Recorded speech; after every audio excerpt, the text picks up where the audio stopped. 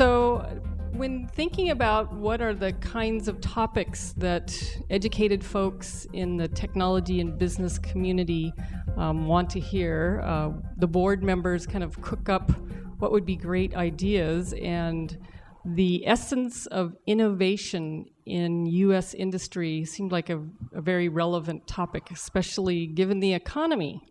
And if you read any journal or any newspaper, on the front of The Economist recently, Biotechnology Review recently, U.S. News and World Report reports, they're all kind of asking the same question that we're trying to address tonight. And the question is, without research in our big technology companies, is the system going to fail? I mean, are we going to be able to pick up where we were 10 years ago and be the technology leaders? And if we are, what is the best strategy? So with that, I think what we've tried to do is craft some, very good, or invite some very good speakers that can give you a view from many different perspectives. So the first person that I would like to have stand or come to the podium is Bill Jeffrey, and he has just an incredible background to address this question, both from the perspective of the federal government and also as a CEO and president of HRL Labs. So Bill has and I'll give you a little bio, not the full bio because it's a little long and it's in your program, but just the deep perspective of what the federal government views as their role in innovation, and even how the federal government helps industry and academia. So his past role, which for a number of years he was the director of NIST, which is the National Institute of Science and Technology in the Commerce Department, yes, and had many executive roles in the White House. So with that, I think he has the background and the perspective to give you about what the federal government sees as their role.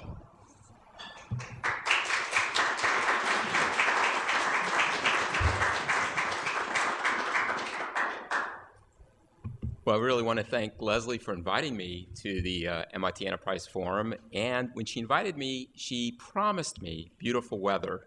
And for those who may view this not in Santa Barbara, boy, should you be jealous. This is absolutely gorgeous. So thank you for arranging the beautiful weather as well. Almost as good as Malibu, absolutely. When one asks the question, will the U.S. maintain its innovative edge? That's a great question. It's a question that actually requires a lot more discussion, a lot more debate than it's really gone on today. But to answer that question, you really need to understand the environment in which innovation occurs.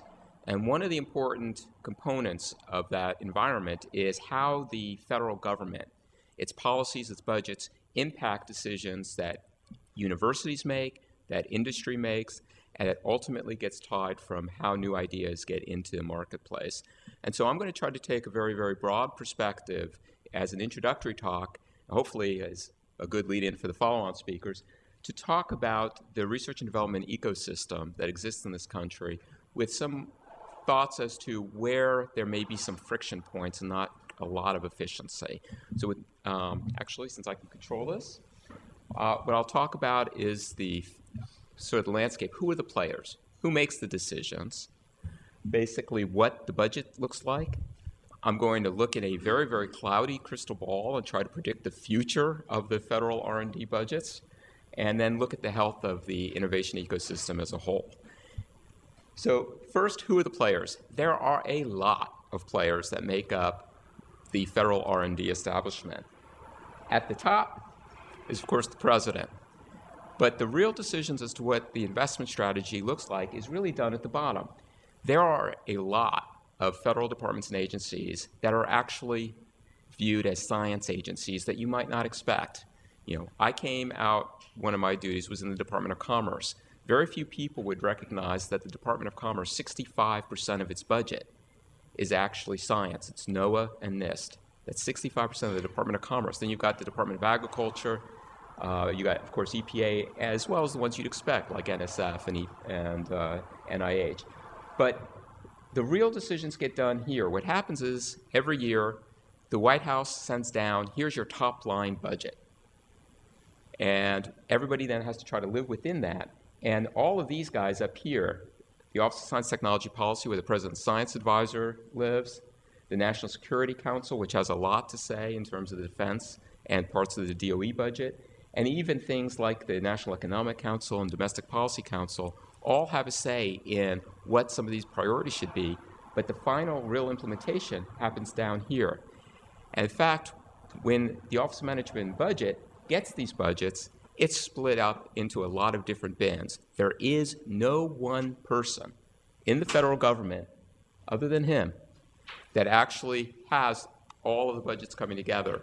And I don't care what administration is in power, there's not a lot of time that that person has to decide what the NSF's budget should be versus what EPA's budget should be. And so, again, a lot of the power lies down there. When the situation gets even more complex when you consider the role of Congress that actually has to appropriate the budget. There are, within the appropriations committees, the science agencies are actually split in over 10 different subcommittees. So again, there's no one entity anywhere within this chain of command that has really the cognizance of saying, here's what our science and technology budget will be for the next year. Here's how it works. And I'm going to show you in a few slides some of the ramifications of that. So here's what the budget looks like. This is the trend. This is, for those in the back, this is 1990. And this is the 2010 recommended budget by the president. This blip, you might all recognize as stimulus funding. It's sort of very anomalous even on this scale. And that's the total research and development that's broken down by development and broken down by research. The priorities that the departments and agencies get are very top level. These are the actual administration priorities that were sent down to the science agencies for the 2010 budget. We want a prosperous economy, clean energy, healthy Americans, strong and secure America. So that's the level of detail that then each department and agency tries to translate into what the programs they should be doing to meet those objectives. And I just put down here a few of the changes that have occurred over time from the 2009 to 2010 budget. But you can slice this a little bit finer, and you can look at the trend. Here's 1995 to 2010 with, again, the stimulus. This is just the research. This is the basic and applied research in the federal government. And I broke this down by some agencies. And what you see is around 1998 to about 2004, there was a real increase. This is in constant 2009 dollars. Since then, with the exception of that one-year blip, the stimulus funding, it's actually been declining, with a few exceptions being NSF, DOE, and NIST. When you look at the trends by agency and you try to correlate it with the top-level priorities, it's not always obvious how that correlation comes out. And so that's just one of the things that, again, where there's a lot of people having equity in this, but there's really very little top-level control of the federal science technology budget. You can slice it one more way, and this is the 2010 proposed budget, and this usually surprises people. If you ask them who gets most of the basic science, basic and applied research funding in the US, you generally don't think about NIH, and if you do, you don't generally think that it's 6 times the size of the next biggest component of the federal government. So if there was any overarching policy that you would get out of looking at the budgets, it would be, we are a biology country, because more than half of the federal S&T budget goes to NIH. That wasn't always true. It was actually only about a third just a few years ago, but that has happened over a relatively short period of time, this huge increase. And so we talk about energy being so important. The Department of Energy is significantly below that in all of the other agencies. So one can now start to say, well, okay, that's well and good, but can you predict the future? What are the budgets going to look like? There's so much variation from agency to agency. It's, of course, would be silly to try to predict what's going to happen on that. But if you look in the aggregate, there's the most amazing fact that occurred that no one would have expected. And that is, if you actually look at the federal R&D budget as a percentage of the discretionary budget, and if you don't know what the discretionary budget is, I'll explain that in a minute. But what it basically shows is that even though you have all of these people in the White House, all of these people in Congress, all pushing different programs, different priorities, the amount of money that goes into R&D as a percentage of the discretionary budget hasn't changed in 3 decades. This is the Apollo program, and since the 1970s, it's been essentially 11% of the discretionary budget plus or minus 1%. And that is without anybody making that a top-level decision. This is what I refer to as an example of the central limit theorem. You have so many people making so many decisions that in the end it all just washes out to the mean. And that is essentially, this is the best example I can show of essentially that there really isn't a lot of the top-level coordination. This is really done at the grassroots, and the result of that has been a very, very absolutely consistent percentage. So now that we've collapsed all of these variables to one, the discretionary budget, you can start to make a prediction about the future. What's the future federal R&D budget going to look like? Well, I'm going to say it's going to be 11% of the discretionary budget. So now all you have to do is say, well, what's the discretionary budget going to look like? Well, here's the discretionary budget.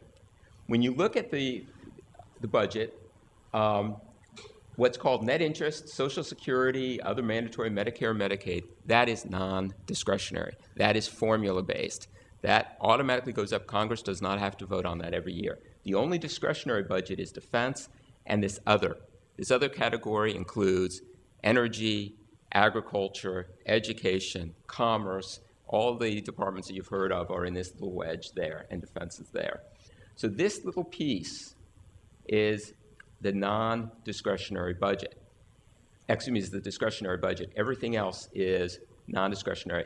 And when you look at it, and you think of Medicare, Medicaid, Social Security, the description of the federal government that a high-level White House person once said was the U.S. government is just an insurance company with an army, because that covers almost the entire budget. It's also changed. In the 1960s, this wedge was only 30%, and now it's closer to 70. So it's an amazing change over time. So this is the piece that you need to look at to predict what's going to happen in the future. And when you look at the federal budget, things don't necessarily look that rosy for the discretionary budget.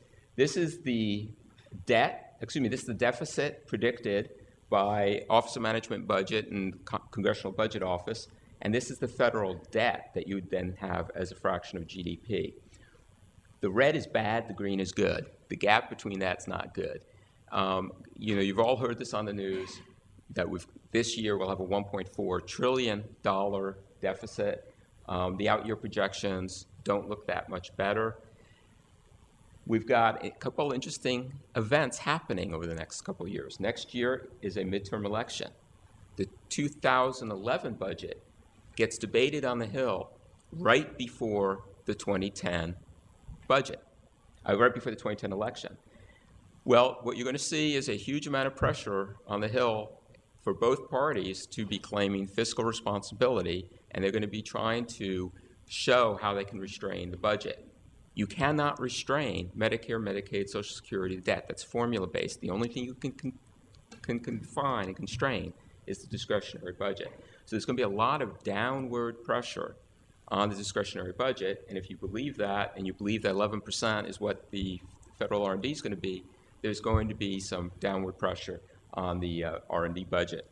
And that has some major implications for both universities and industry. So this comes at a time when there's been a number of different groups, very well-established groups, that have been sort of crying about the decline of American competitiveness and American innovation. I give a lot of credit to Tom Friedman when he came out with the book, The World is Flat, because what that did is that set the stage. That put in common language what the problem was, and all of a sudden a lot of people who viewed the economics as too esoteric got the message, and that really opened up. That set a wonderful reception for what then came out of the National Academy, Rising Above the Gathering Storm, which outlined specific recommendations for what the country should do. And then President Bush came out with the American Competitiveness Initiative that essentially matched a lot of the recommendations that were in the Rising Above the Gathering Storm. Since then, Congress has passed the budget, increased the budget for some of the agencies, but none of the other recommendations have actually been followed through, and that's a problem. But the big issue is, if you look at innovation and you look at competitiveness, well, what are we doing? Are we doing it right? Is our policy right? Is it wrong? There are no metrics. Science policy is not a science, and that is also a problem. We spend more on R&D than the rest of the G8 combined. Are we doing better, doing worse? Are we spending it more efficiently or not? There aren't good measures for that, and we really honestly don't know. Despite how important this issue is, at the highest levels, we just don't know. Also, encouraging private sector R&D investment tends to become a very politicized question very quickly. I mentioned it as a third rail of science policy, because you polarize people. The government should have nothing to do with industry versus, well, no, there is a role for the government. There is a valley of death. There is a reason why government needs to be investing in high-risk things. And you can get into a polarized political debate without getting into the facts. So we really are lacking a science of science policy, and President Bush's science advisor noted this and called for a new science of science policy. And NSF has recently picked that up and is now putting out programs in actually trying to develop a science of science policy. But it's going to be years before that's mature enough to make predictions and assessments. So let me give you a very quick tutorial as to, well, if we don't have a science policy, we do have a model. The government inherently has a view for how innovation occurs. And so let me explain that to you. The federal government looks at innovation in a very linear fashion. It starts with basic science. Basic science matures to applied research, which goes to development, which eventually gets into commercialization. It's this very linear model. And this has actually been around since Vannevar Bush in World War II. Well, question is this the right model? And when you look at it and you look at what the government does, they really appropriate funds this way. If any of you work with the Department of Defense, think of this as 6.1 funding, 6.2, 6.3, 6.4. It really is appropriated that way. And in fact, OMB has a great definition for basic research that all the university folks here should love. Basic research is pushing the frontiers of fundamental knowledge with no application in mind. If you have a reason why you're doing that research, it can't be basic science, according to the OMB definition. And so you get into those kind of almost tautologies when trying to deal with this. Well, the only problem with this linear model is it's probably not right. And in Pasteur's quadrant, Don Stokes came up with a very simple thing. He took this one-dimensional linear model and he turned it into a two-dimensional little matrix. And what you've got here is actually pretty clever. Along the diagonal is essentially the linear model. But he came up with this new box, which he called use-inspired basic research. That is that you can do basic science with a purpose in mind, with an application in mind. And what that does is it recognizes the fact that having that purpose in mind can actually inspire the pure science as well as the applications. And there's this nice feedback loop that actually is probably a little bit more realistic as to how we actually do science leading to innovation. Well, the National Academy did a great study looking at innovation in IT a few years back. And they came up with their own model. They actually looked at very specific products that came out in IT, and they traced them all the way back in time to the basic science. And they came up with a very nice chart called the tire track model. And this one is beautiful. If you look at it closely, what you see in this is that as one is moving towards commercialization of products, problems arise that actually force a feedback to a new basic science program that, until that's matured, doesn't allow progress in the original one. And so you've got this beautiful feedback mechanism where you've got scientists inspiring industry, and industry inspiring the scientists in academia, and you've got this beautiful loop. And this is one of the reasons, as they went through this, that they believe that Stanford and the Silicon Valley hub was so successful in having this because there was very little friction in the communication on a lot of these programs. And that actually raises an interesting point as to, well, does this model matter? I mean, if this is how the world works, and this is how we're budgeting it, does that matter? Well, the question really is that linear model sufficient? What I show here is a very overly simplified model of risk. Essentially imagine it as sort of true risk times the financial impact, so sort of an expectation value, versus maturation. In basic research, there's a little bit of risk that, hey, the idea won't pan out, but there's not a lot of consequences at that point. Once the idea starts panning out, you start thinking about applications, the risk actually goes up, and over time, you reduce the risk till eventually, all of a sudden, somebody in industry says, I'm going to go commercialize this, and you start down this commercialization path. Well, if you look at what's called technology cycle time, which is essentially the time between major patents in an industry, you see that somewhere around 10 years, this is 6, this is 12, somewhere around 8 to 10 years, most of the industries gets sort of reinvented with a major patent that's disruptive. If you could shorten that time by 1 or 2 years, think of the competitive advantage the U.S. could have over the international community. So if the rest of the world is maturing technologies in an industry at 10 years and you got it down at 8, you've got a huge advantage. And so what you really want to do is you want to move this curve in. You want to reduce the time. So instead of commercialization happening here, you want it to happen here. But that means that industry needs to be tied in much earlier to a lot of the research that may be happening in universities. There needs to be a lot lower impedance match, and there needs to be a way of both funding that and passing knowledge. There are two big barriers. The first, which gets most of the attention, is the valley of death, which is usually referred to as there isn't sufficient funding for companies to invest in very high-risk ventures. They want to wait till the risk goes down. And so but academia will only mature something to a certain point where they can get the publication out, they get the knowledge out, and they stop. And so there's often this gap called the valley of death between the level of risk that a university will take something to and where industry wants it. That's gap one. Gap two, which may be just as important, is tacit knowledge, where I will oversimplify this. I met someone who said they had a psychology background, so I'm going to oversimplify this, but the two basic types of knowledge, codified knowledge and tacit knowledge. Codified knowledge is what you pick up in the textbook. Okay, it's why you just read on your own and learn.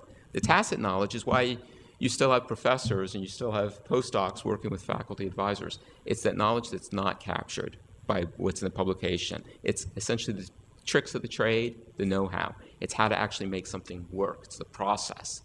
And if you don't have that, you're going to have an impediment in transferring the knowledge, and you have another barrier just as big as the valley of death. So here's what's been happening. This is what I plotted was from, again, 1990 to about 2005, which is where the data ended. The ratio of the federal applied to the basic science. And what you see, first of all, is that back in 1990, there was almost exactly the same number of dollars that the federal government was putting into basic science as they put into applied research. And over time, that's dropped, where more and more of the money has shifted to the basic science, the early phase, and less to the applied. Well, okay, that's not necessarily so bad on its own, but then when you look at where that money was going, if you take just the applied, remember I mentioned the funding gap of that valley of death. If you look at what percentage of the money was going to industry back in 1990 of the applied versus today, it's dropped from about 75% of the money, applied research going to industry, to now 25%.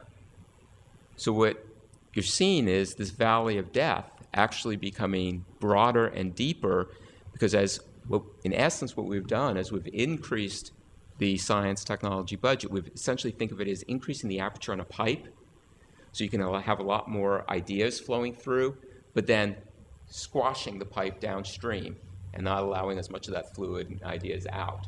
And in essence, that's one of the consequences of this. So we really are increasing the impedance mismatch, not decreasing it.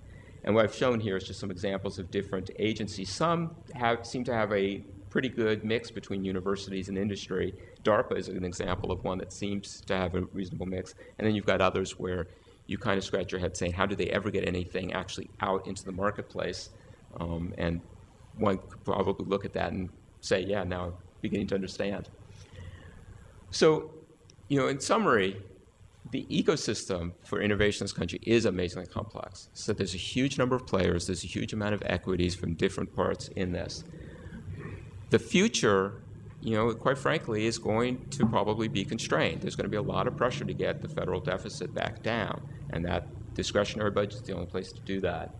This, again, comes at a time when we have a real issue in this nation as to whether or not the innovation is going to be able to be maintained, and that translates directly to our competitiveness and, quite frankly, the quality of our life. The one free parameter, and I do mean free in that sense, is not more dollars, is changing the allocations of looking at that, looking at what is the right optimal distribution, where should the money go, how should it be done, and that gets into the industrial policy, which is very difficult, and it also requires the metrics, which is the science of science policy, which we don't have.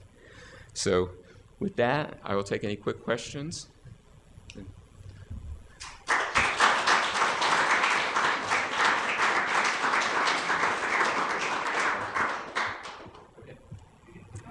Any questions?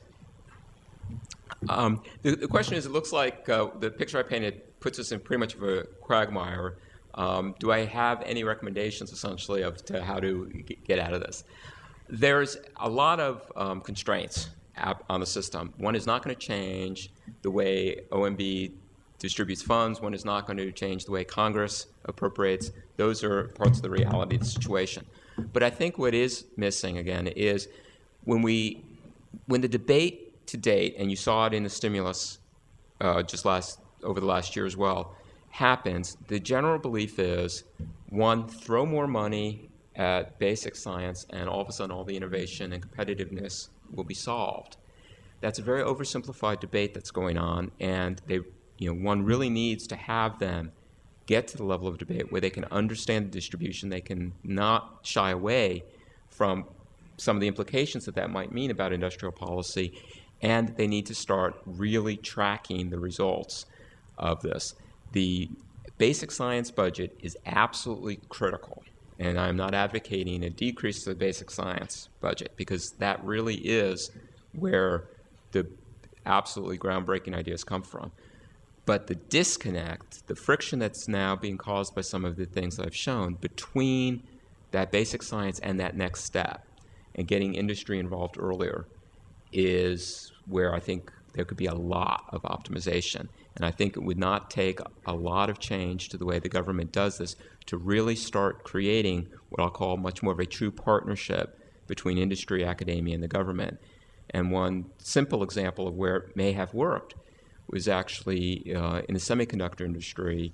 When the U.S. was losing the semiconductor edge in the 1970s to Japan, they got scared enough that they acted upon it, and industry, government, and academia got together and developed what was called the ITRS roadmap, which really outlined essentially a 15, 20-year research strategy that helped to inform universities what to be researching, government agencies as to where the priorities should be, and it gave industry not only a seat at the table as to what they thought was important for the commercialization, but gave them insight as to where the research was leading so that they could be better prepared as that research was being matured.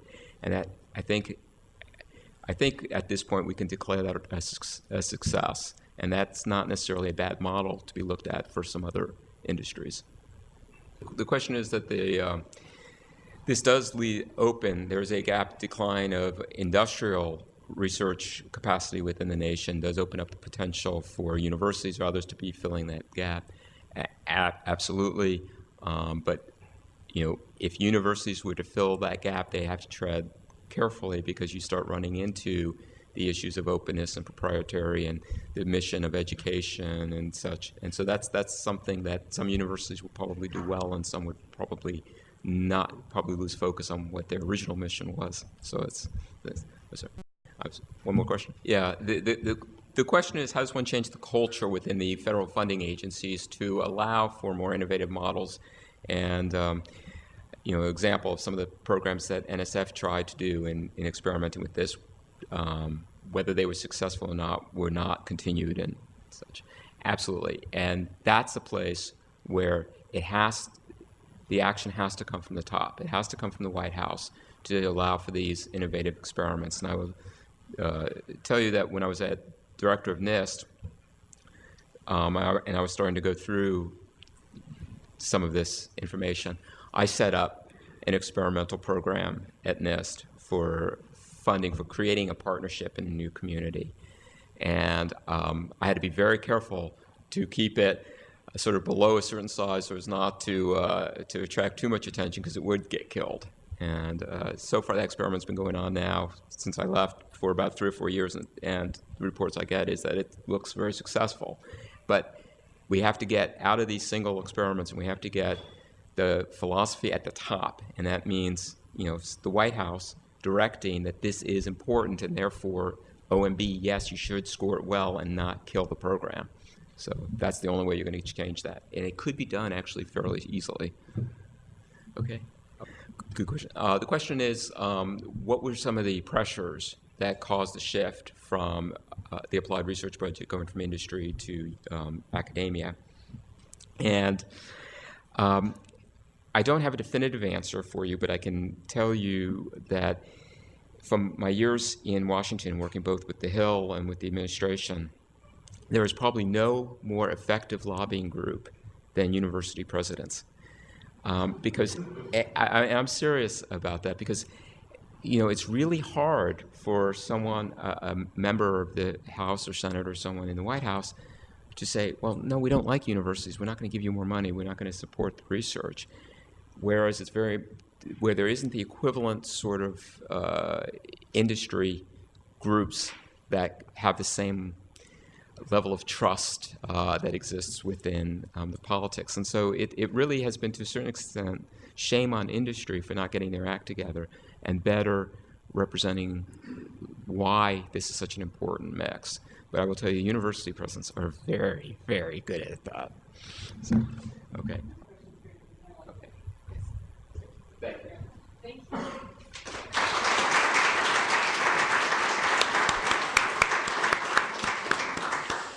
Well, clearly, Bill, you know your stuff. That was great. And what we now are going to do is transition to a kind of a unique model within industry. And Teledyne Scientific and Imaging has a for-profit research organization that is wholly owned by Teledyne Corporation. So they are, actively engaged, and we have a change of speaker, but somebody that can very much articulate what it means to license to other companies and develop commercial products for not just the parent company. So I had mentioned that we had a little bug in our speaker list, and Larry Meixner is not with us tonight, but Bill Gunning, who is the Chief Technology Officer of Teledyne Scientific and Imaging and the VP for licensing for all of Teledyne, right? Well, yeah, I mean, probably most of Teledyne is not licensing to other corporations, is with us tonight. And Bill especially can tell the story because he has been, the company Teledyne Scientific and Imaging was actually owned before by Rockwell Scientific. And only 4 years ago did Teledyne purchase this research center. But Bill has been with the entity, so Rockwell Scientific, for 32 years and has had a number of roles very much in the industrial optics area. So on that note, we'll invite you up. And again, I think this will very much sing to the tune that if there is research within industry, it can happen and be productive.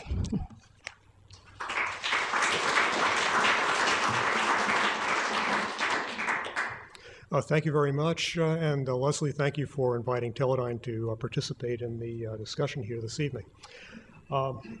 As I mentioned, Larry Meissner came down with a bug this afternoon, and I'll probably be referring frequently to the charts because I saw them for the first time at 2 o'clock this afternoon.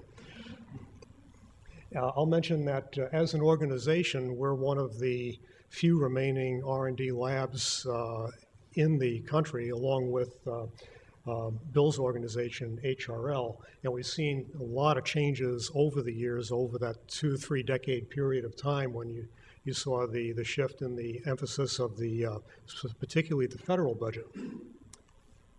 So there are 3 key elements of U.S. research. Certainly there's the work that's done at universities, the basic science, the fundamental discovery, the government research, and this being work that's done within the government agencies themselves, the various government research labs, NIST, and such, and then the work that's done within industry.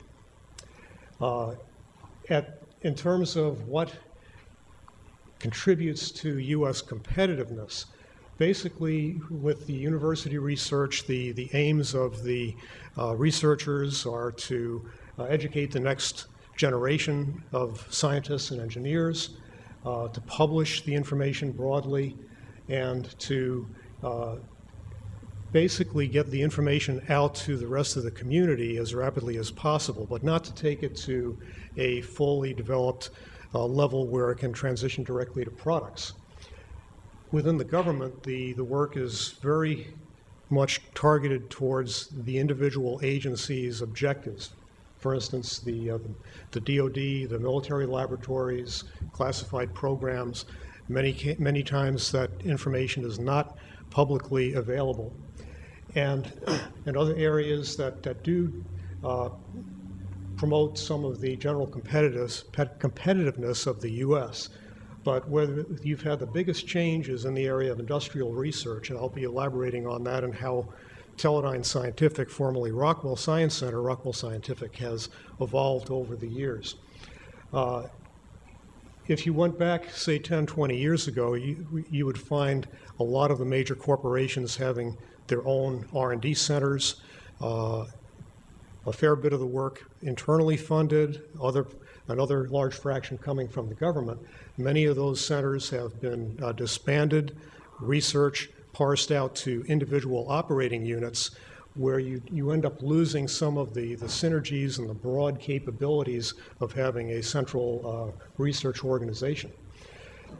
Industry does try to leverage knowledge from universities and government, and that's been part of our model for a number of years. And then the emphasis is to rapidly transition that technology into the company's products to expand the overall business, and then to continue to support those businesses with the advanced technology over the coming years. Again, the way things have changed, go back a couple of decades, and the U.S. had a lead position in most areas of basic research. And now you find reduced corporate investment in R&D, in basic R&D, and much more targeted investment in specific product areas. Major investments by other developing countries bringing new technology to the table. You also found that there was a lot more company-funded R&D, and now there's much more of a drive towards external funding, towards the principle of open innovation. Rather than betting on 10 different technologies and one of them being successful, look around for the technologies that can support your business by seeing what's being done at universities, other small companies, and then either acquire or partner to acquire that technology. It reduces the company's risks. And then companies maintaining a large component of basic research, now the emphasis is on what are you doing to develop the next generation of products. So again, many of the central R&D labs have been downsized or eliminated. So a little background on Teledyne Scientific and Imaging. The organization was founded in 1962 by North American Aviation, and it was in a response to Sputnik. The government was encouraging the various aerospace companies to develop a stronger base in science and technology. And until about 1970, the organization was funded 100% by the company with essentially no strings attached. Go do research, publish papers, it looks good to the government. In 1970, the company was bought by Rockwell International, and the organization was almost closed down until they decided that we could go off and support ourselves to an extent through government R&D contracts. And then for the better part of the next 20 years, we pretty much existed on roughly 50% discretionary funds from the company and 50% direct contract funds from the government. And through that time, we started to lose our own discretion in those funds, and the work ended up becoming much more directed and focused on the needs of the individual business units.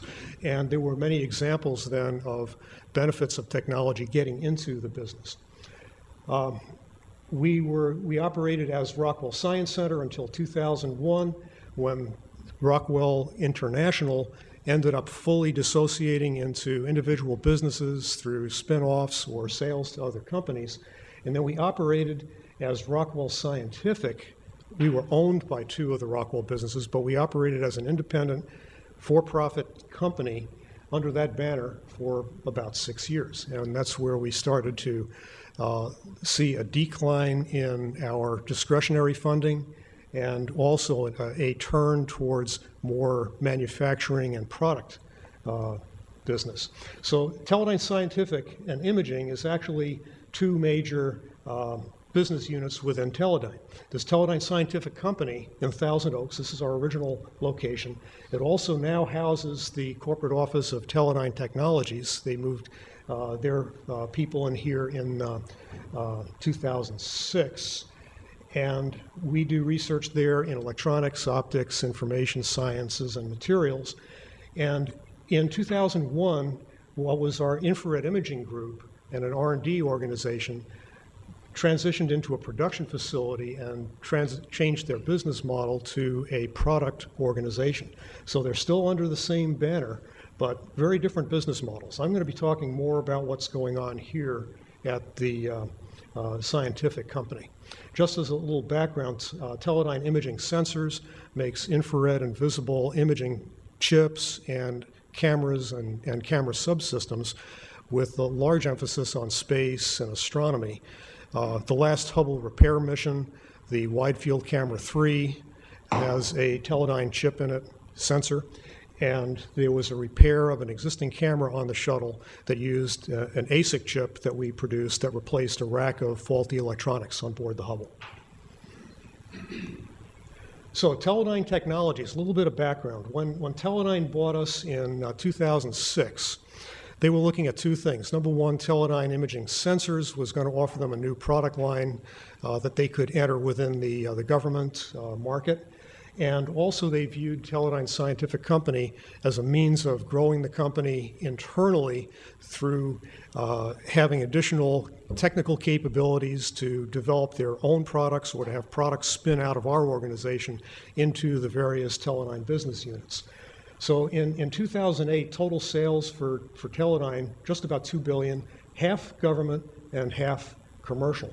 Now, this being said, commercial doesn't mean consumer products. They're typically highly engineered products for regulated organizations, the DoD, EPA, NASA, what have you.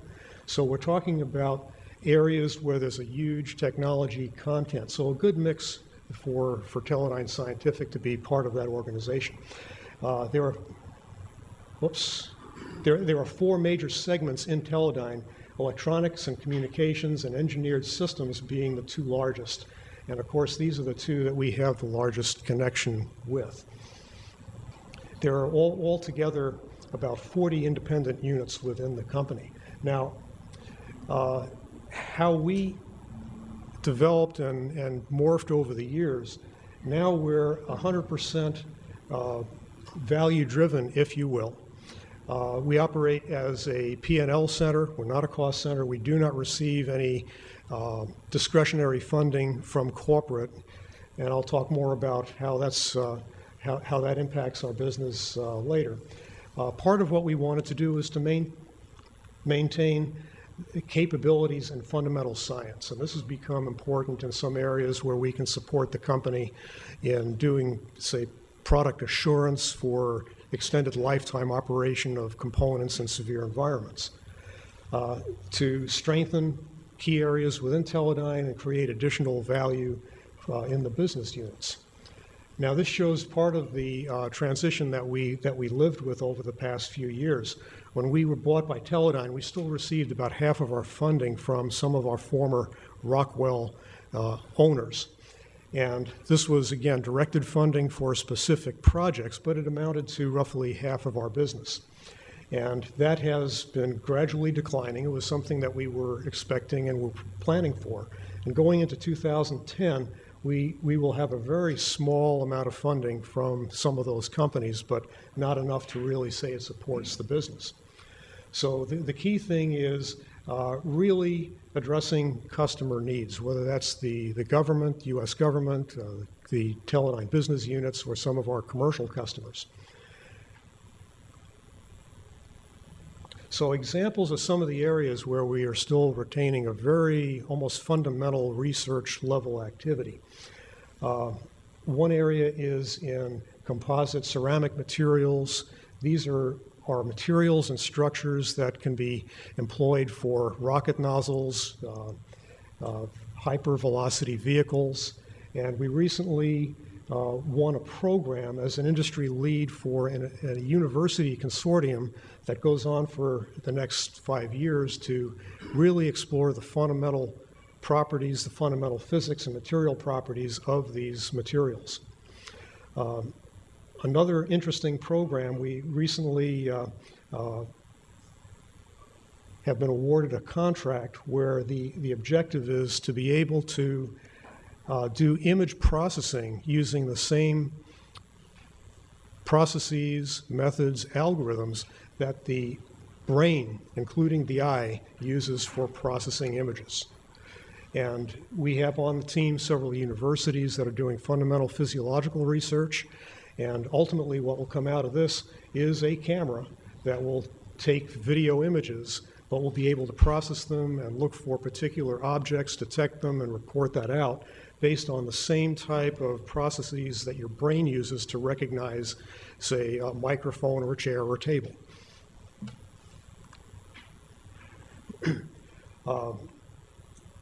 Certainly, we have a lot of externally funded basic research work, much of it in collaboration with universities, particularly UC Santa Barbara.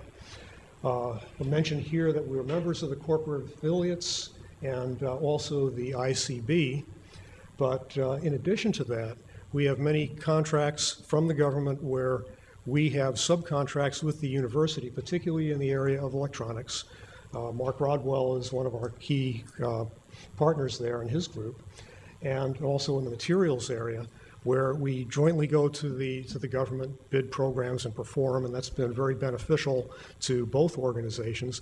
It also gives us access to the faculty members at the university, students. We have quite a few people at Teledyne Scientific who are graduates of UC Santa Barbara. And then examples of directing some of our research into areas that relate to the company's business. One of our challenges was to realign the kind of programs that we went after on the outside that would have an outlet as products into the Teledyne environment. It doesn't do the company any good for us to be working in a business area, in a research area, where they don't have any business that can take advantage of it. So one of the areas within Teledyne is they have what they call various business platforms. One of them is Teledyne Marine. And they have a number of groups that produce components, more at the component level, connectors and sensing devices that are used for offshore oil and gas exploration and extraction. So we've been looking at how you can, through some of our government activities, get programs in areas that will strengthen our technologies so that we can flow technology into that market. So in one area, we've developed a technology that can be used to prevent biofouling on sensors and marine vehicles. Another is developing membranes and technologies for desalination, which also fit into this business environment.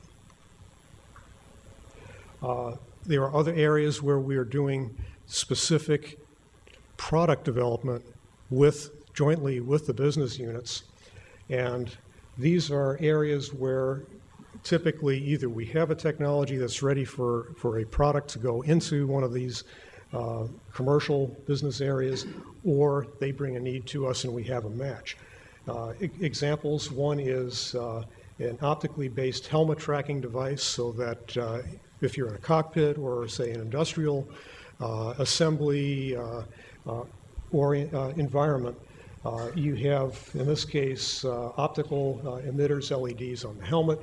There are a number of sensors arrayed around it, and as the person turns the helmet, you get a very accurate and a rapid recording of the direction in which the person is looking. So that can be used for a number of applications.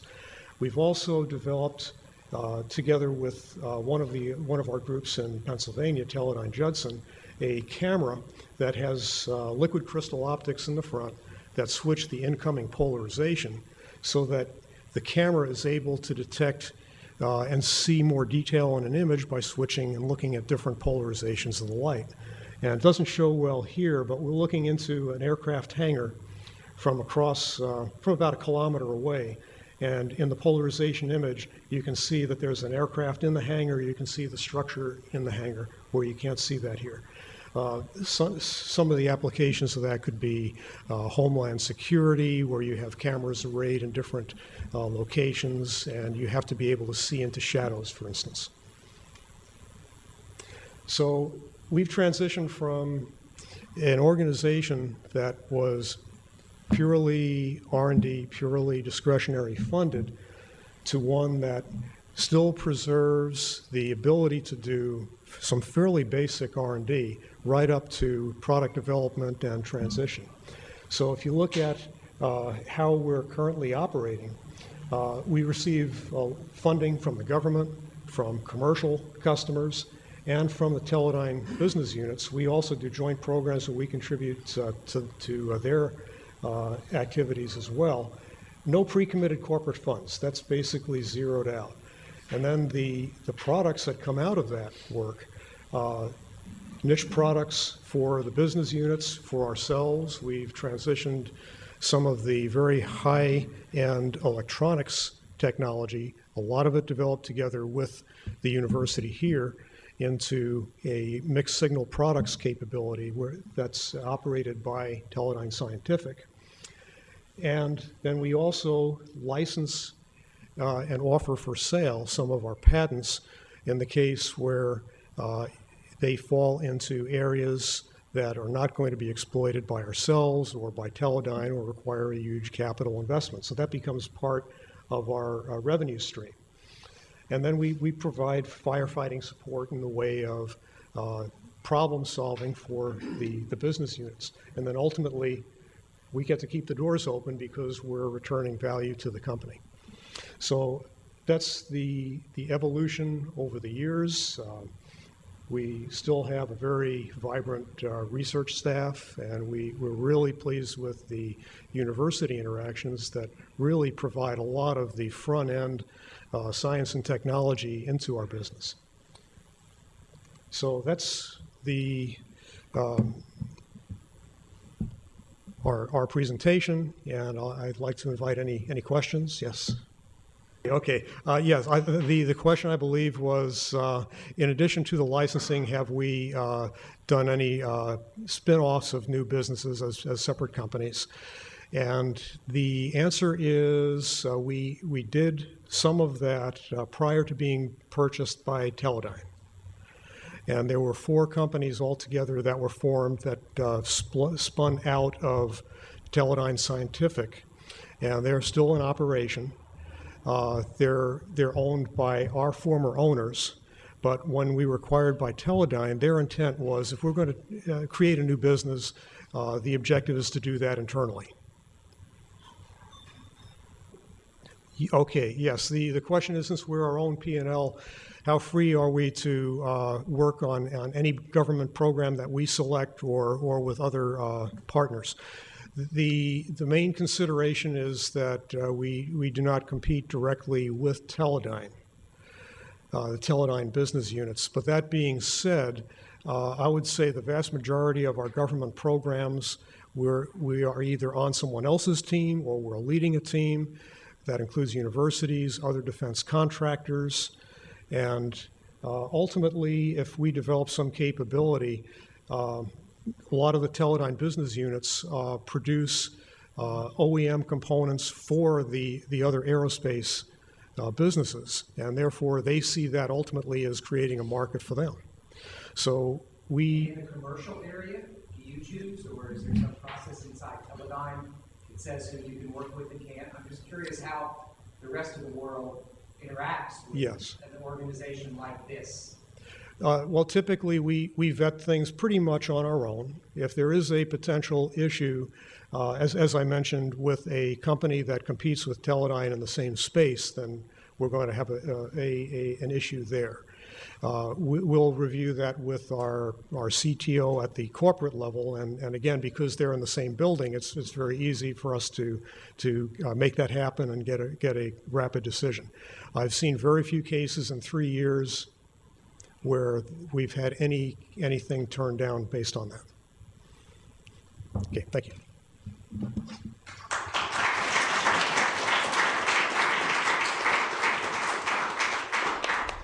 Well, everybody's asking great questions, so keep some of those for the panel. There's a really good panel at the end. So the speaker that I am proud to introduce is our Dean for Math, Life, and Physical Sciences, Pierre Wiltsius. And Pierre has the ideal background for this forum because he spent 16 years at Bell Labs AT&T, and then went to the Beckman Institute at the University of Illinois and has been our exceptional dean for the last year or more. So with that, I will invite Pierre up, and then right after that, we'll have a couple of questions, and then we'll impanel the panel.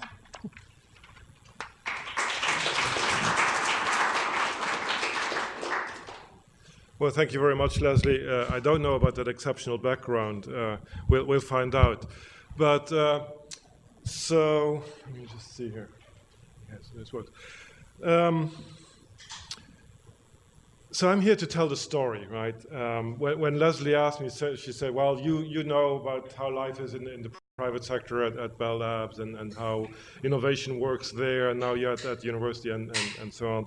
So I cannot resist but dragging you through a little bit of history, because these days when I talk to the students and I say, like the students, the undergraduates, I was at Bell Labs, and they kind of look at me, Bell Labs, what? And that really hurts. That really hurts. So you have to forgive me. I have to be a little preachy here and tell. I went to war, and I came back to tell the story. So this is a bit of history. It started out 120 years ago with a great company, the long-distance telephone. This is Murray Hill, where I spent 17 years in New Jersey, as Leslie said. It was the great Ma Bell in the 50s and 60s, broke up in 1984 with the great decree that the regional operating companies had to be separated from the long-distance branch. That then morphed into a new logo. In 1996, there was another big event. It was when AT&T divested itself into the long-distance company that we still know.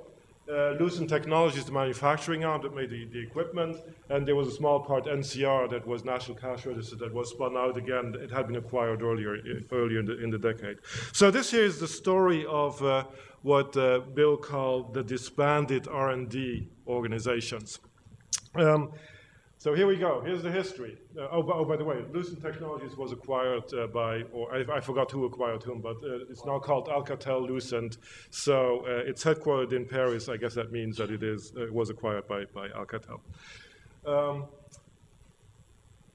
Alexander Graham Bell. So I'm a faculty, so I have to give quizzes. So are you ready for your quiz? What was Alexander Graham Bell's most important invention?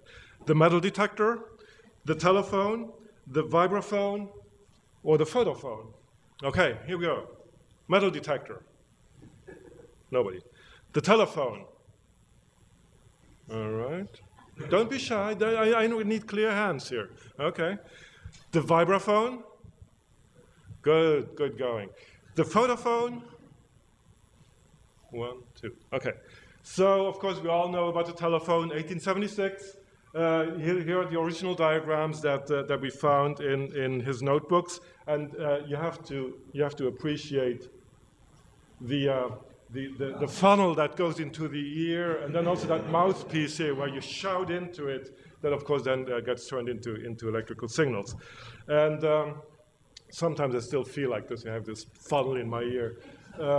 So the great words were, "Mr. Watson, come here. I want to see you." There's the man himself, and so the rest is history. And the first utterances that were transmitted over telegraphy. But this was not Graham Bell's greatest invention. His greatest invention was the photophone. So two got it right. The photophone he invented in 1880. And so this is, of course, he used the sun, a mirror, a diaphragm to modulate the light. He had a selenium cell that transferred it into an electrical signal again, and then with a receiver. So Alexander Graham Bell in 1880 wrote this down, and he invented it. And after succeeding in transmitting a voice signal over 200 meters using a light signal, Bell wrote to his father, "I heard a ray of light laugh and sing. We may talk by light in any visible distance without any conducting wire." And the historian MacLean said that to this end, Bell himself always thought that this was his greatest invention. 1880. The reason why I'm showing you this here is that, of course, now, today, telecommunications or anything that has to do with the internet, without optical communication wouldn't exist. It just would not exist.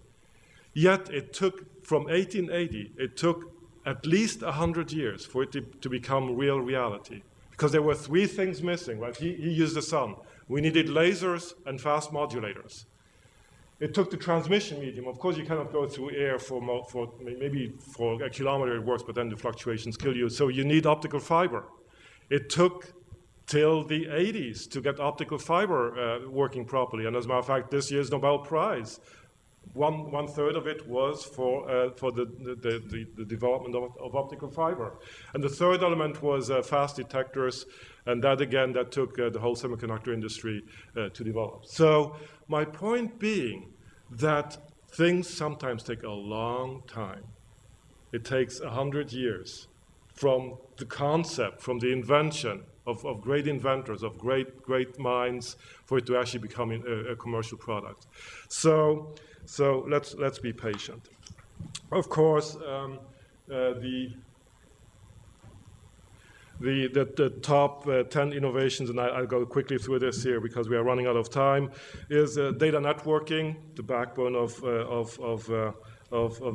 today's modern world. The transistor cellular telephony was first practiced in the 1970s in Chicago. There was the first cell network that was set up. Solar cells playing an incredibly important role. Lasers, I mentioned already.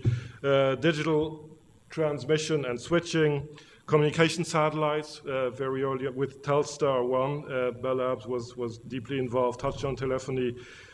Computing, operating systems, Unix and C language. Without both, we would be completely dead in the water today, and digital signal processing. So these were kind of the 10 top inventions that really kind of laid down our modern world.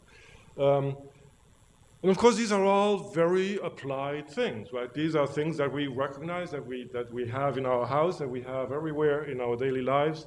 But the other great thing about Bell Labs is that there were, to date, 7 Nobel Prize winners with 12 Nobel laureates. And many of these, starting off in the 1930s, the wave nature of matter. Then, of course, there was a transistor in '56. Phil Anderson, the electronic structure of glass and magnetic materials. Penzias and Wilson, the cosmic background radiation. Steve Chu, Secretary of Defense of Energy, trapping of atoms with laser light. Horst Stormer and Bob Laughlin and Dan Tsui, fractional quantum Hall effect. And just this year, Greg Smith and Bill Boyle for the invention of the CCD sensor. It's actually an interesting mix, right? About half are very basic science, and half are very applied. I mean, very recognizable as something useful. Did I say that? I didn't mean to say that. The fractional quantum Hall effect is very useful. So I kind of tried to think a little bit about this and see what happened to industrial research, to industrial R&D organization. And I used one metric, and it is a flawed one, but I used the publications as a research productivity metric, because it's something that is actually readily available. Other things like research budgets are very difficult to find, and even patents are very difficult to really quantify. So I used publications in peer-reviewed journals as a metric for R&D organizations.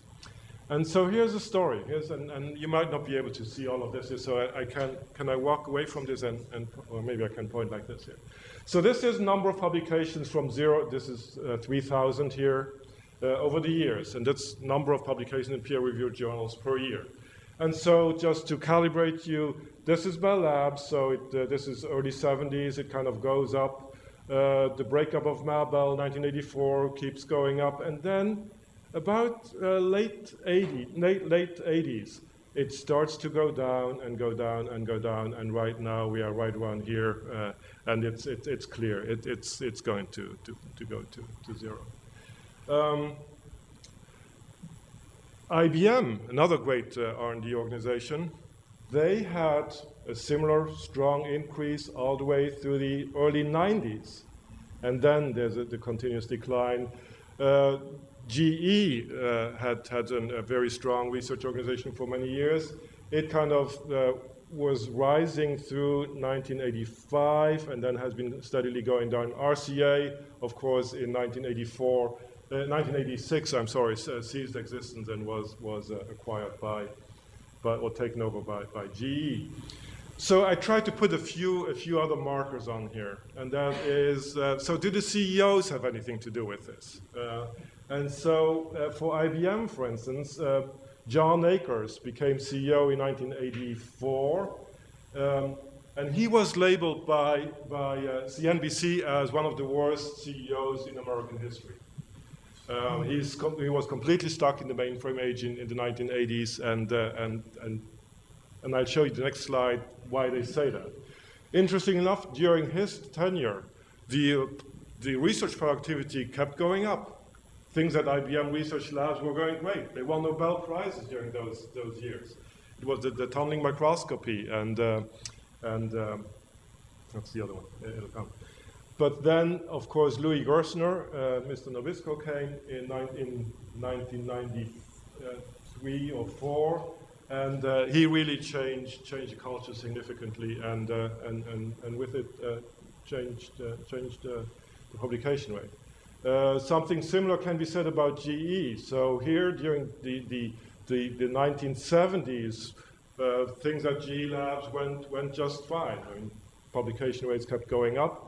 In 1981 was when Jack Welch gave his one of his important speeches and talked about growing fast in a slow growth economy, and the whole focus on shareholder value started to infuse American companies, and so this is what happened to GE's research productivity. Now you might think, well, does this have anything to do with the stock price of a company? Here are the stock prices, logarithmic scale for the three companies, AT&T as a moniker for Bell, GE, and IBM. And of course, they had all great runs here for a long time. Interestingly enough, during the 80s, IBM, these are the Akers years.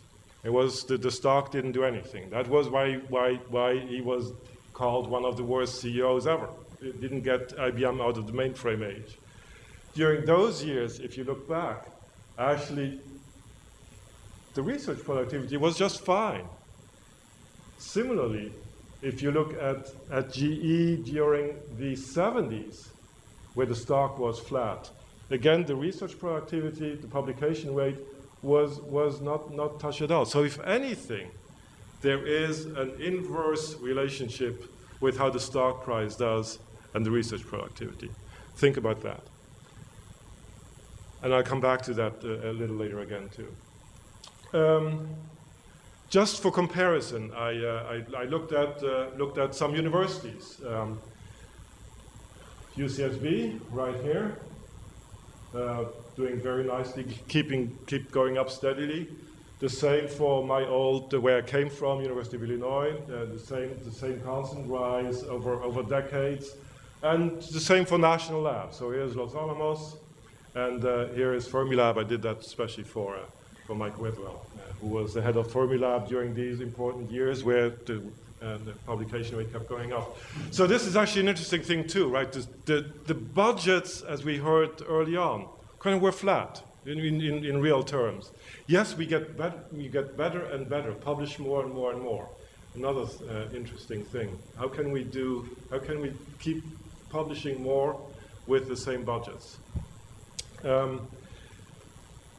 But there's hope, or there is a counterpoint.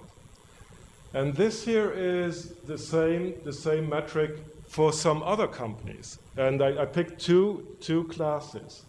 If you look at Genentech and Amgen, biotech companies, all the way back to the 80s, 1980s, this is Genentech, and it goes over here, and Amgen starting over also in the early 80s, they keep rising steadily.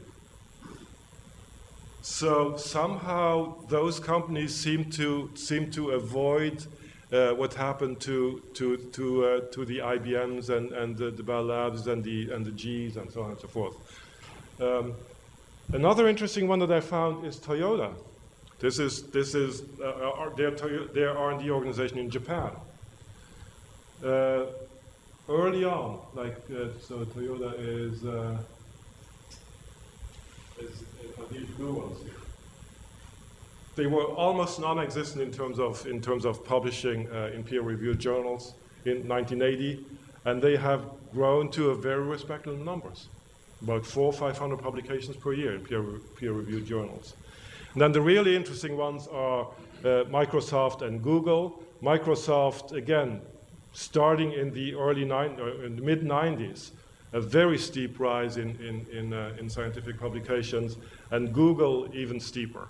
So maybe it's not so much a global effect that R&D organizations have kind of shut down on research. Maybe it's just a shift.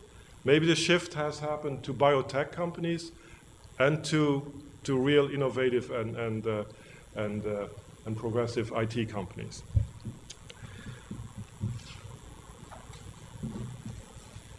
So this is my last slide, and this is kind of to lead into the discussion. This here is a quote that I found in Business Week this August, and it kind of describes, this was a story about Bell Labs and how great Ma Bell was, and so this kind of describes the great old world of research in that setting. So it takes hundreds of people with high IQs, PhDs, and incredible curiosity with work ethic and persistence. It also takes critical mass, lab support, the right equipment and instrumentation, peer review, etc. It takes open communication among peers and other subtle but critical cultural factors, and it takes a tolerance for risk, a tolerance for failure as well, and a willingness to think and apply innovation laterally. Many of the big breakthroughs were originally aimed at other targets, and such as the transistor, for instance, was actually focused on another target. It takes a culture that attracts, encourages, and rewards the best minds. So this was an article that bemoaned the demise of Bell Labs and the other great R&D organization. And I still hope that this is still possible. And maybe the Googles or the Microsofts can recreate this. I don't know. I wish. But also maybe when history is going to be written, in particular, the Bell Labs will be viewed as an artifact, as a historical artifact. It came from the fact that the Bell system was a government monopoly, in essence, where each phone call was taxed by a penny, and it went to that very large research organization. That's unfortunately no longer true, right? So none of the Googles or the Microsofts don't have that. So probably it was just a historical artifact. And the breakup ultimately that happened in 1984 had some wonderful consequences for all of us. Incredibly cheap telephony, right? Because competition came in, and so telephony became extraordinarily cheap, and so on and so forth. So. I leave it at that. So the last one is again also from Business Week. The claim is that the new masters of innovation must adopt extreme pragmatism, and I think this was voiced earlier, with a ruthless eye on results. Few companies will ever again try to emulate Bell's iron grip on in-house R&D. Today, the best ideas are more likely to be hatched outside and acquired through partnership or buyout. So this is where I guess the partnership also between universities and companies comes in, and then the marketplace in children becomes an R&D lab. So I stop here and welcome questions, or we can go right to the panel. Thank you very much.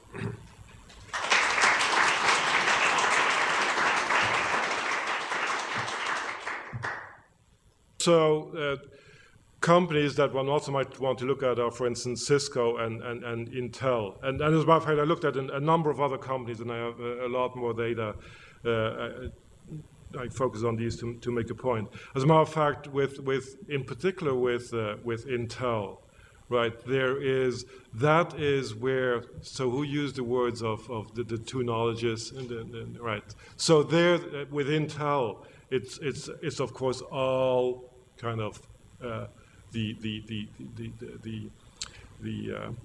in-house knowledge of how you do this. So they don't very often, certainly they don't publish, and they don't even patent very often, right? Because it's once, well, there's actually, it gets more complicated, because with the semiconductor industry they had these very broad agreements between all the semiconductor companies to prevent them from suing each other and spending all their money on that.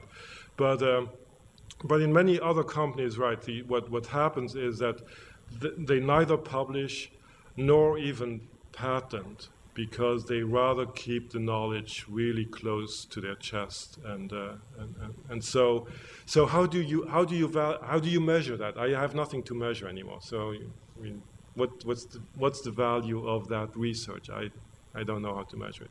Not that it is not valuable, right? Yeah. No. So was there any correlation between budgets? And that's unfortunately that's information that's almost impossible to get. So I don't know. I doubt it that there is much. Well, no, actually I shouldn't say that. I mean there has to be a correlation, right? But how strong it is, I don't really know. But ultimately, I mean the reason why these publication rates went down is there were fewer and fewer people. So the budgets went down, the internal budgets. So the question is, if I understand it correctly, is the nature of the business that Microsoft and Google are in, which is the information, kind of being in the business of extracting information from all sorts of sources. Does that give them an advantage with respect to compared to the other companies? Well, so I mean, the other companies that I showed, Genentech and Amgen, biotech companies, I mean, it's actually almost unfair to put them on the same slide because they have such different models of doing business that. Well, you could say that Google, with their wide moat in their business today, is the closest thing to what Bell Labs was. That's right. That's right. Well, the other thing is that Google is, of course, a phenomenally rich company, right? Right now, so it'll be interesting to see how sustainable it is, and what happens after Google hits the rocks.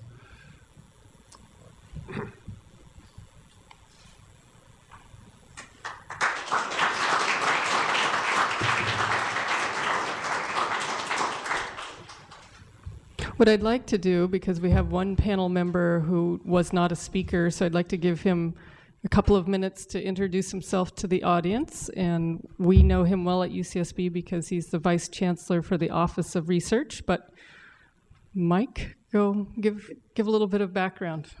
So first of all, I can say that the talks were great and said a lot of what I would have said, and the questions were great. So I can pick up a few points that we've already talked about. Many people made some version of the point that historically we had an innovation ecology here, where universities had their role, and it was much on basic research and risky research. There were national laboratories which also provided large facilities and was doing research that was too programmatic for universities to do well in some sense. Small technology companies were generated to launch innovations along the path of development and delivery. Some of those small companies grew into large companies like Google in one case. And large technology companies developed new technologies to sustain their own competitive advantage and scouted for new innovations that could possibly disrupt their market and then go buy up that company. And generally, that's worked pretty well over a 50-year period in some sense. But parts of that ecology are facing new challenges. For one thing, governments in Asia and Europe are matching U.S. federal government in supporting research for all areas but medical research. That's an important thing. We kill the world in medical research, but in other areas, in physical sciences, engineering, they're competing with us. In addition, less venture capital is available, a lot less than 10 years ago, but less than in the last year than over the previous 10 years. That may be coming back, but that's changed. And as we heard a lot, large technology companies who announce a commitment to increase R&D investment are likely to see their stock price fall rather than rise. This is a point Norm Augustine made in his reports. So as we look forward, how do things change? Well, first of all, coming from a research university, 86% of our research funding comes from the federal government. We have faculty members who are very good at selling ideas to program managers who carry out the research priorities, as we heard.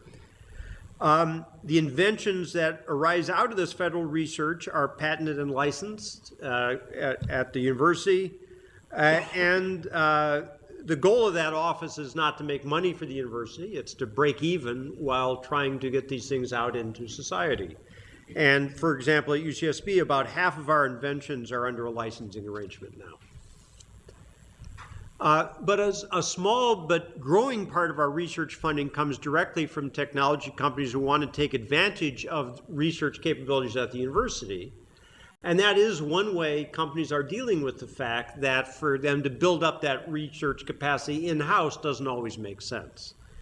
So two examples for us are Solid State Lighting and Energy Center, which is supported by a whole raft of companies in that space around the world support that. And Mitsubishi Center for Advanced Materials, which is one technology company as the primary supporter. And these are leading research centers that are funded dominantly by industry leaders. And if you look at the number of disclosures per $1 million research spent, they are actually more efficient than typical research laboratories are in industry. So I'd like to we've heard a lot about various types of research, about IT research, about biotechnology. I'd like to call attention to a specific area of clean energy, which is getting a lot of attention at the moment. And understand so how is the U.S. going to be competitive in the future there? And the energy marketplace in any country has always been shaped by the national government.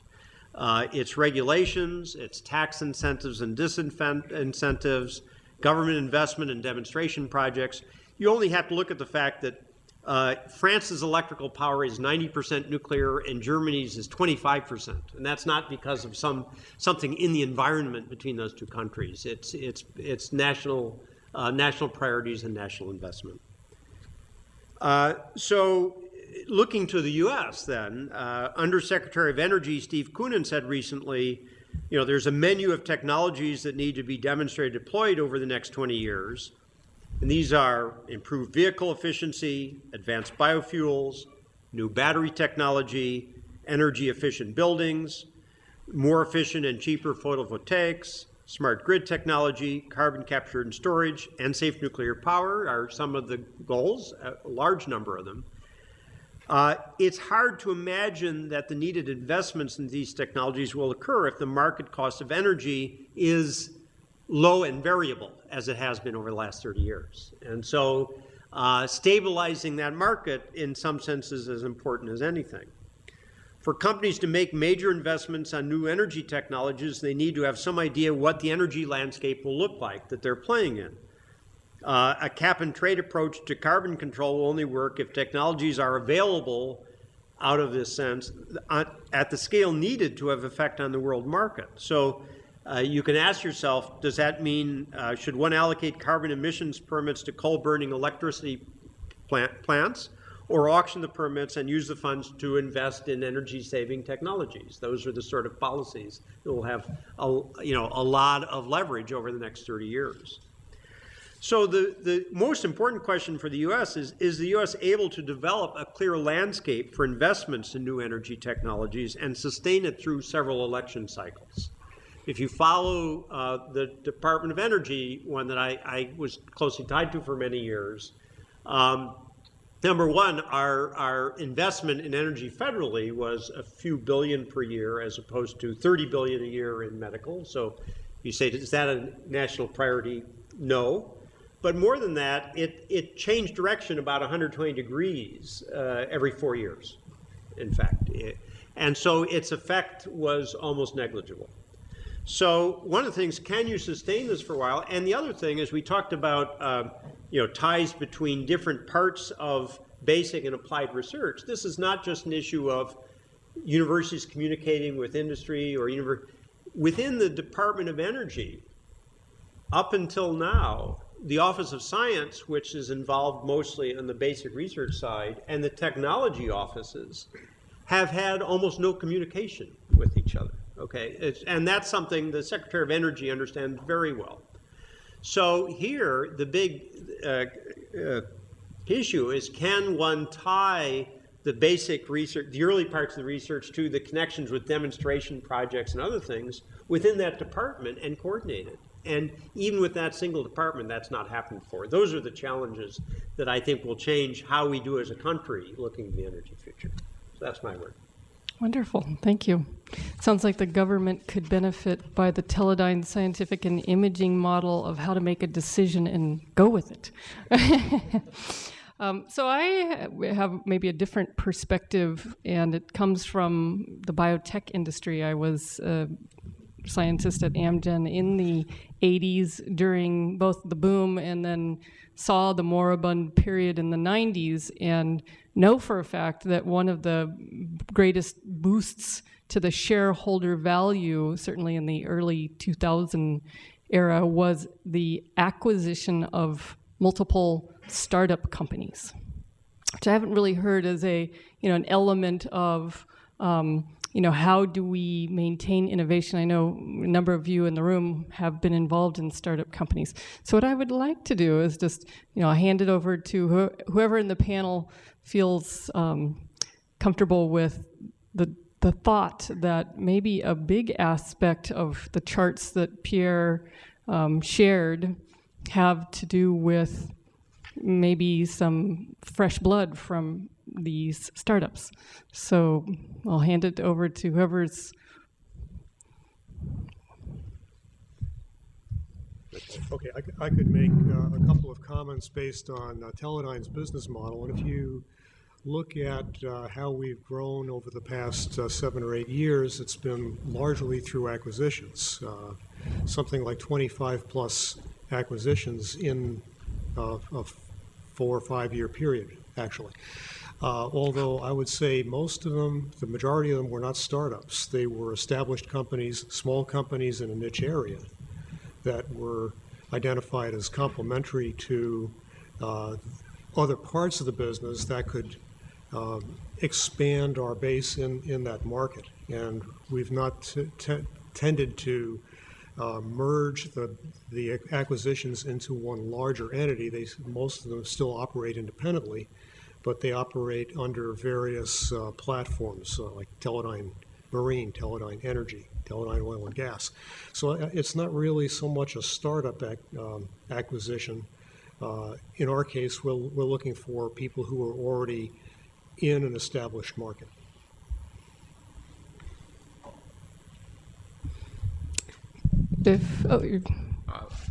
Throw your hand in there.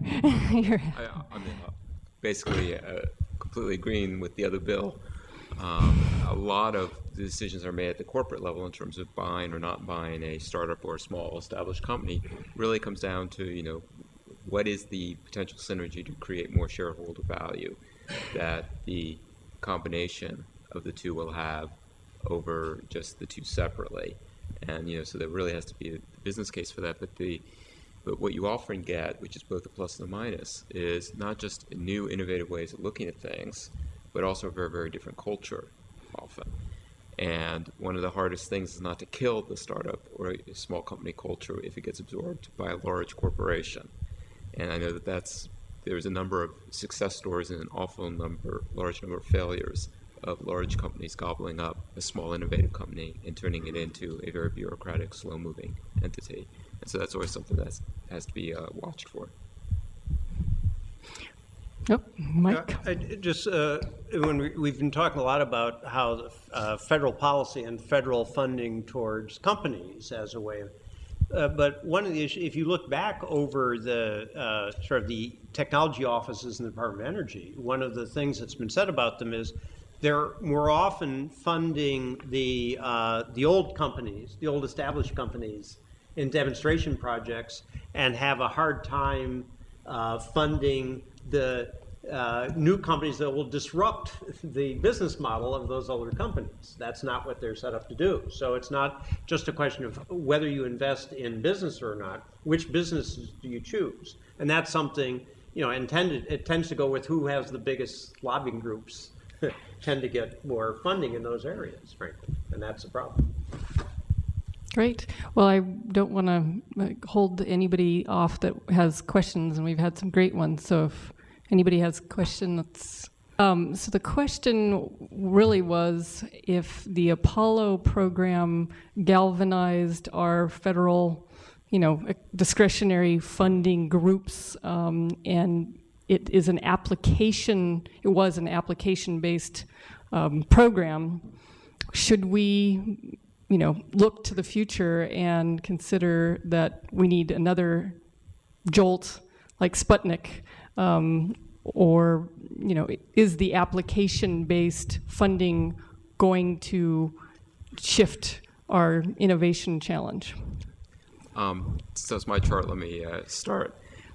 First of all, I would never recommend that all funding go to what Don Stokes and Pastor's Quadrant said was use-inspired. But the point is there should be some fraction that, to pick up on the comments that were made about the Department of Energy, perhaps a better, more succinct way for me to phrase it is, what we often lack is a shared vision as to what the future should be. There's no roadmap. The semiconductor industry, as I mentioned with the ITRS, developed a shared vision. That shared vision allowed, again, academia to understand what the needs were, and there were several Nobel Prizes that came out of work that was identified. There was some very, very basic work, but it also created that path forward that allowed government to put its resources where it was most needed, and the industry to, as I said, to both invest and prepare for the discoveries to be made. And so it was actually a fairly well thought through process. Lacking a shared vision, whether it's within one department or whether it's across an industry, is one of, I think, the biggest impediments to really getting the maximum benefit out of to really, I guess, increase the efficiency of the innovation. Pierre? I think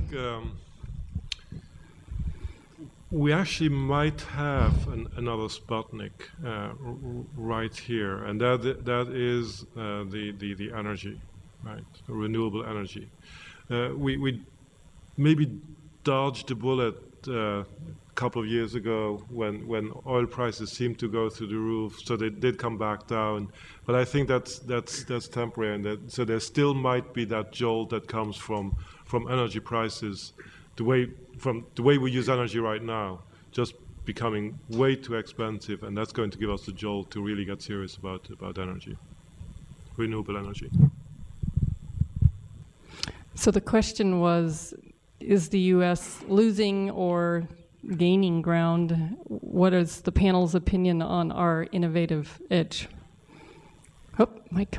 Yeah, I think it's unrealistic to think that we'll be in the situation we had, in some sense, in the 60s and 70s of being such a dominant player in the world. So the question is, how will we do in the new world we're going to, where there are many players? And I don't know. One of the important things that Norm Augustine made in his report, Rising Above the Gathering Storm, is that education and technological education needs to be a very important part of that. And it's something that this country has to worry about. And it's also true that we have been the source for the best and the brightest from around the world here since World War II in technology areas.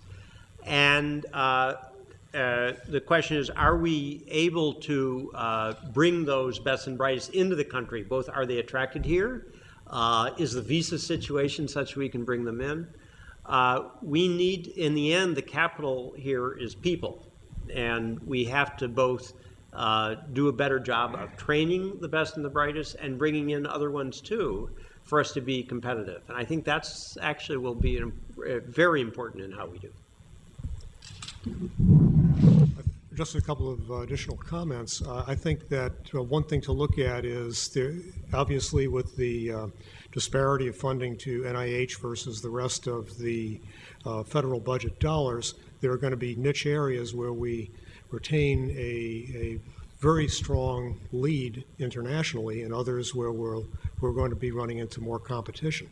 But one of the things that may also impact our ability to get more research appreciated and disseminated through industry is this drop that we saw in funding for applied research, where the ability to take the fundamental research results and translate them into products or technologies that actually benefit business is going to have a deleterious effect, and you end up with a chicken or the egg problem.